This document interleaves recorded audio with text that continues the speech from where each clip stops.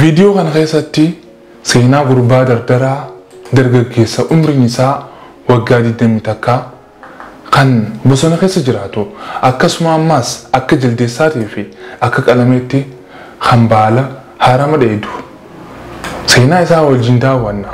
Hagaduma video kanaatti na wajji turaan afeerraa kiyya gama videotti achi seenna. Mucaan video kanarratti argitan kun kan bifti isaa akka video irratti argitan fakkaatu kun bara 1990tti biyya Rwaandaa magaalaa Kigali keessatti dhalate. Jalqabumarraahu wayita gurbaan kun dhalatu bifti isaa kana fakkaata akkuma video kana gubbatti argitan.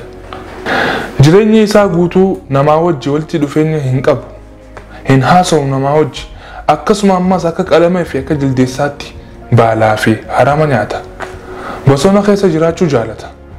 Sababa kanaafi hawaasni naannoo isaanii martinuu qalamee yookiin ammoo jaldeessa jaanii isa waaman. Wayita namoonni isatti dhiyaatan isaan dheeseetii gara bosonaatti fiige, gara bosonaatti baqata. Harmeen isaatis bosona keessa ilma isii kana barbaaddee bakka inni jiru gara manaatti isa galchiti. Gurbaa kana maqaan isaa Eelii jedhama. Haadha isaatiif ilmoo jahaffaati. Haati isaa ilmaan 5 isa dura dhaltee ture. 5 irraa du'an. Eegi ilmaan 5 irraa du'an booda Rabbi kadhatte akka Rabbiin ilmoo isiidhaaf kennuuf jecha. Eegasii ilma kana harkatte harmeen tun. Ilma isii kana kennaa waaqaa kan Rabbiin isiif kenne akka ta'etti amanti. Ilma isii kana guddisuufis haalaan dararamte. Bosona keessaa isa gara manaatti galchuudhaan waggaa 20 takka guutuu dabarsite.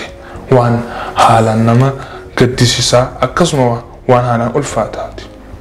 Ji'a 10 dura YouTube chaanaaliin tokko kan maqaan isaa Afrimix jedhamu video gurbaa mucaa jaldeessa fakkaatu kana waraabee YouTube irratti gadhiisan namoonni miliyoonaan lakkaawaman daawwatan. Sababa video kanaatiin mucaa kana namoonni miliyoonaan lakkaawaman baran. Eegasii ilaalchi isaaf qabanis jijjiiramaa dhufe.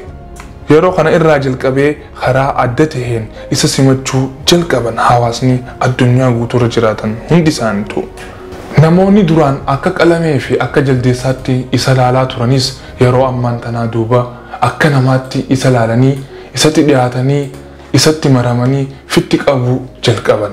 Hawaasni akkaataan gurbaan kun itti jiraatu eega arkan booda mana bareedaa kan keessa jiraatu kannaniif namoota wajjin akka walitti dhiyaatuufis mana barnootaatti isa galchan barumsa isaa yeroo ammaa jalqabee jira. Dhumarratti gammachuu argate bakka akka mana isaatti yaamuu keessatti dhugaa dubbachuudhaaf hawaasni nama ni miidhan dhiibbaas namarratti ni fidan.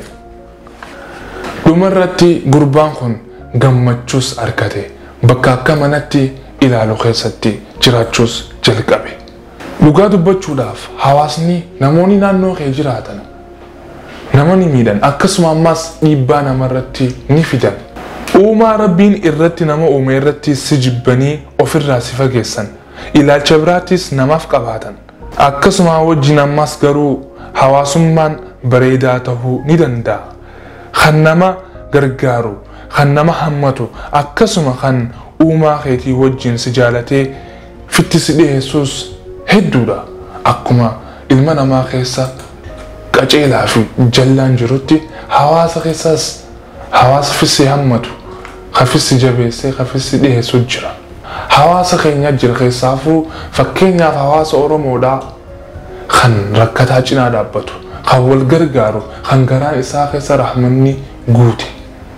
Hawaasummaan yeroo akkana ta'e hedduu waan gaariidha, waan jajjabaadha. Keessaafuu uummata keenya irratti amala nuu ta'uu qaba, irra jabaachuu qabna, jabeeffannee ilmaan keenyaafis hortee dhuftuufis dhaalchisuu qabna. Video kana gaafiidhaan hin goolaba. Ati kan video kana daawwachaa jirtu hawaasa lamaan kana keessaa kam keessatti ramadamta?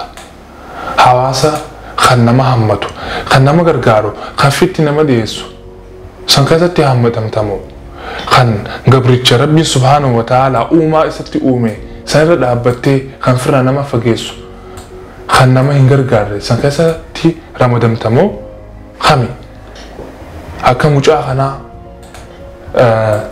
jaldeessa yookiin qalame jedhanii akka waaman kanatti hawaasa san keessa ramadamtamoo hawaasa nama gargaaru nama cinaa dhaabbatu keessatti ramadamta gaafii isaa koomentii jalatti naaf barreessaa haga viidiyoo biraatiin walitti deebinutti nagaan naa turaa nagaa fi rahmani rabbii bakkuma jirtanitti isinirratti haa jiraatu galatoomaa waan viidiyoo kana daawwattaniif. Wassalaamu alaikum warahmatullahi wabarakatuh. Bye.